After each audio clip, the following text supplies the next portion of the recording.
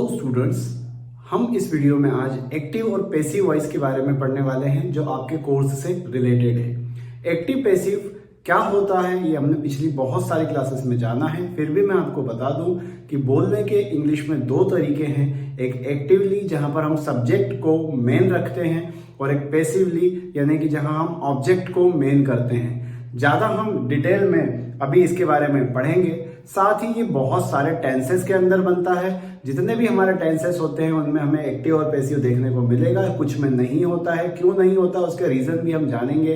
तो चलिए हम शुरू करते हैं एक्टिव और पैसिव वॉइस। आप यहाँ देख सकते हैं कि हमारे पास में दो टेंस है, एक प्रेजेंट सिंपल टेंस और एक पास्ट सिंपल टेंस। अभी हम प्रेजेंट सिंपल टेंस के बारे में जानेंगे और इसके पैसिव वॉइस हम कैसे बनाते हैं उसके बारे में जानेंगे। सबसे पहले तो हमें एक चीज समझना चाहिए कि जैसे ये एक सेंटेंस लिखा है, मैं पेड़ काटता हूं। यहां पे काम को कर कौन रहा है? मैं। तो मैं हो गया सब्जेक्ट। सब्जेक्ट मतलब करता, कार्य को करने वाला क्या कहलाता है? सब्जेक्ट। पेड़ जिसके ऊपर काम परफॉर्म हो वो ऑब्जेक्ट होता है। हम काम किसके परफॉर्म कर रहे हैं? पेड़ पर, तो पेड़ हो गया ऑब्जेक्ट। काटना यानी कि कट एक क्रिया है और यहाँ पे हूं यहाँ पे टेंस को दिखाता है। तो हम जब देखें कि ये सब्जेक्ट है, ये ऑब्जेक्ट है, ये कट है, वर्ब है, तो इन्हीं के कॉम्बिनेशन से हमें एक्टिव वॉइस और पैसिव वॉइस को देखना है। अगर यही सेंटेंस में अभी सब्जेक्ट आगे है यानी कि मेन है, अगर पेड़ आगे होता और हम कहते हैं कि पेड़ मेरे द्वारा काटा जाता है, तो वो सेंटेंस किस में चला जाता? पैसिव में चला जाता। अब यहाँ पे हम देख सकते हैं कि एक्टिव वॉइस में प्रेजेंट सिंपल का रूल क्या होता है? सब्जेक्ट प्लस वर्ब की फर्स्ट फॉर्म प्लस एसीएस आईएस और ऑब्जेक्ट। वहीं पैसिव वॉइस में क्या होता है? आपको ऑब्जेक्ट को आगे रखना है।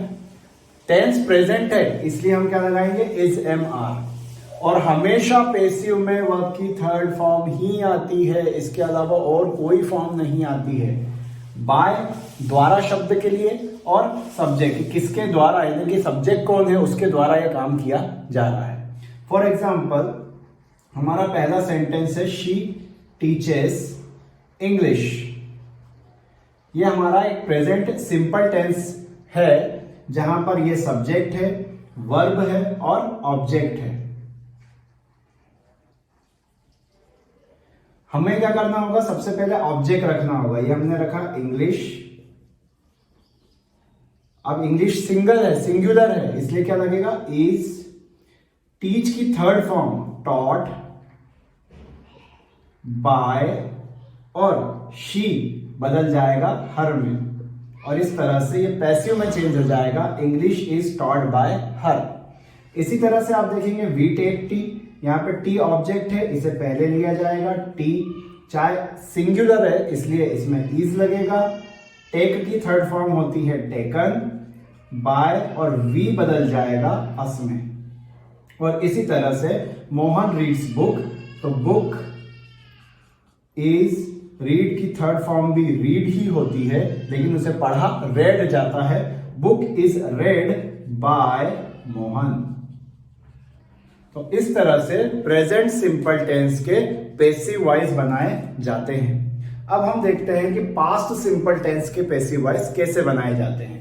यहां पर आप देख सकते हैं कि आपके सामने पास्ट सिंपल टेंस का एक्टिव वॉइस का रूल लिखा हुआ है, जहां पे सबसे पहले सब्जेक्ट आता है, वर्ब की सेकेंड फॉर्म आती है और फिर ऑब्जेक्ट आता है।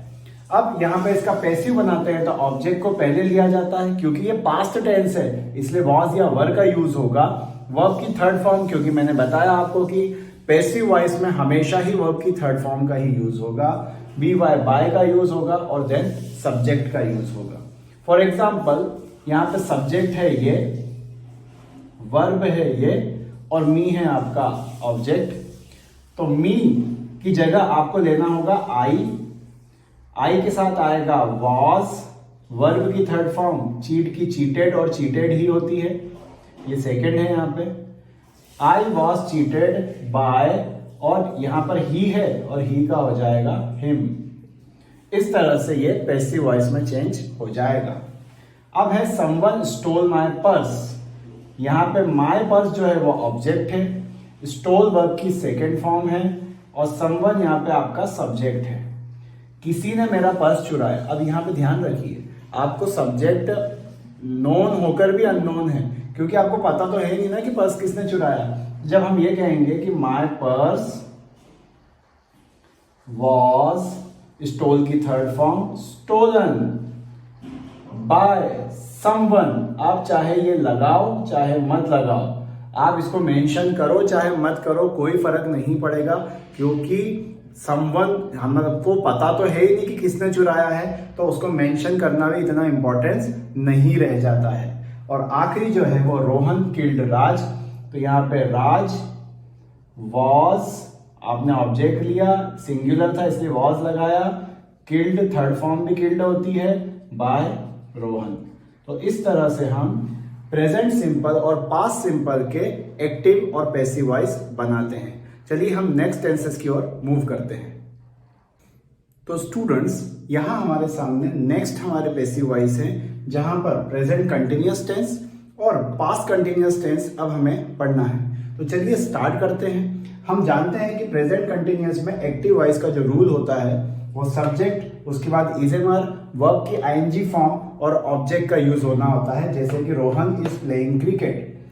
लेकिन हमें यह ध्यान रखना है कि हम वर्ब की केवल थर्ड फॉर्म का यूज पैसिव वॉइस में कर सकते हैं। तो वो आईएनजी जो उसमें लग रहा है उसका क्या होगा फिर, क्योंकि वही तो प्रेजेंट कंटिन्यूअस या पास्ट कंटिन्यूअस की पहचान होती है। तो हमें ये देखना होगा कि पैसिव वॉइस बनाते समय हम object, is am are, being, verb की थर्ड फॉर्म और ऑब्जेक्ट का यूज करें। हम ऑब्जेक्ट लेंगे, इज एम आर लगाएंगे, वर्ब के साथ केवल थर्ड फॉर्म आ सकती है, इसलिए आईएनजी को हमें बी के साथ रखकर बीइंग लिखना होगा, और फिर हमें यहां पर बाय और सब्जेक्ट का यूज करना होगा। अब यहां पर आप देखेंगे कि रोहन इज प्लेइंग क्रिकेट है, ये ऑब्जेक्ट है, हम इसे आगे लेंगे, क्रिकेट, हमें इज एम आर में से इज लगाना है, बीइंग लिखना है, प्ले की थर्ड फॉर्म प्लेड, बाय और रोहन। इसी तरह से they are cooking food, food को सबसे पहले लेंगे, फूड, क्योंकि फूड सिंगुलर है इसलिए इज लगेगा, कुक, अब आएगा बीइंग, बीइंग, कुक की थर्ड फॉर्म कुक्ड, बाय और दे बदल जाएगा देम में।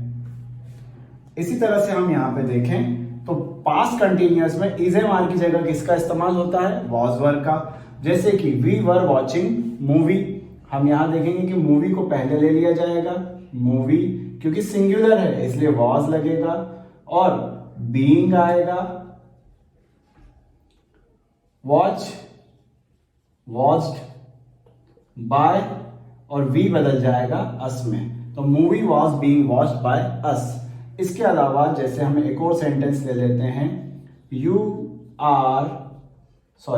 वर टेकिंग टी, अब यहां पे ऑब्जेक्ट है टी, टी वॉज क्योंकि टी सिंगुलर है, बीइंग टेकन, हमें यह पता होना चाहिए कि ठंडी चीजों को ड्रिंक किया जाता है, गर्म चीजें टेक की जाती है, चाय के साथ टेक इस्तेमाल होता है।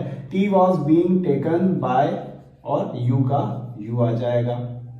इस तरह से हम प्रेजेंट और पास्ट कंटिन्यूअस के पैसिव वॉइस बना पाएंगे। तो चलिए चलते हैं परफेक्ट टेंस की ओर। हमारे अगले टेंस होंगे हमारे पैसिव वॉइस के प्रेजेंट परफेक्ट टेंस और past perfect tense.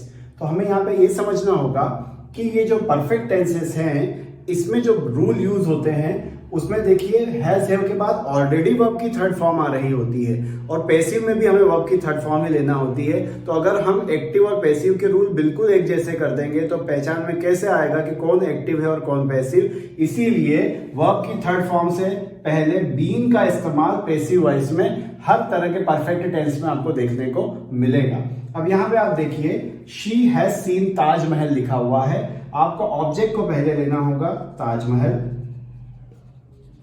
Taj Mahal third person singular है, इसके साथ हैज यूज होगा, और क्योंकि हमें बीइंग का यूज करना है, और फिर वर्ब की थर्ड फॉर्म जो कि सीन ऑलरेडी है, बाय, और शी का हो जाएगा हर। इसी तरह से आप देखेंगे वर्क जो है वो आपका ऑब्जेक्ट है, सिंगुलर है इसलिए हैज लगेगा, वर्ब की थर्ड फॉर्म के पहले बीइंग को लगना है, फिर डन आएगा, यानी कि वो आपकी थर्ड फॉर्म बाय और यू।